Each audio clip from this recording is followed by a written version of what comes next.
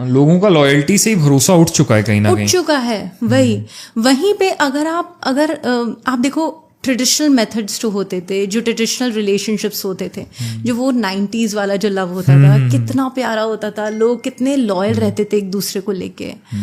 वहां पे ना रिश्तों की वैल्यूज थी, प्यार था वहां पे।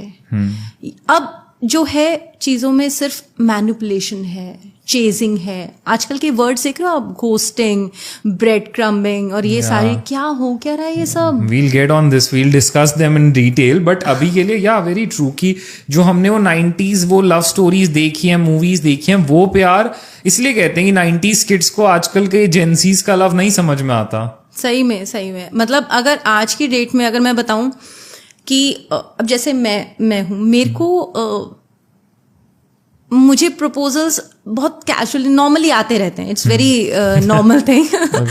तो अगर मैं एज ग्रुप की अगर बात करूं तो मुझे शायद 18-19 साल के लड़के स्टार्ट होते हैं प्रपोज करना, and this situation goes up to beyond 65 और समथिंग। तो इस age exactly beyond 65 you get proposals from. Yes, मतलब आप ये देखो ये चीजें कितनी ज्यादा एक तरह की फैलती जा रही हैं। बट बात अगर मैं अगर किसी पार्टनर को चूज करने की मैं बात करूं तो मैं तो 90s वाली हूँ। तो मुझे तो वही पसंद आएगा, a person who is might be above 35 और नियर टू 40 या 45 ऐसा।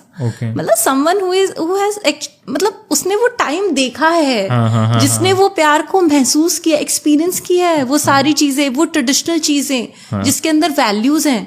तो मुझे भी तो एक ऐसा इंसान पसंद आएगा ना जिसके अंदर वो सारी चीजें एग्जिस्ट करती होंगी। ऑब्वियसली वो एक्शन में मेरी बात को समझ पाएगा कि मैं उससे क्या कह रही हूँ। अदरवाइज अगर मैं कोई ऐसा लड़का डेट करूँ हु इज जस्ट 25 और 27 और समथिंग, तो मैं उसको समझाती रह जाऊँ, भाई तू मान जा यार, तू लॉयल हो जा। अरे लॉयल तो हूँ, क्या हो गया अगर 4-5 लड़कियों से बात कर भी ली तो क्या हो गया।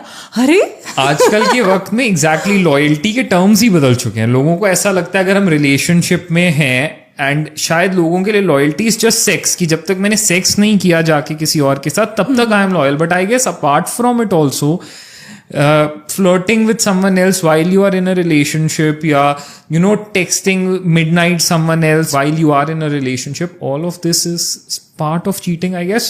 Yes, it's a part of cheating. Betraying your partner somewhat.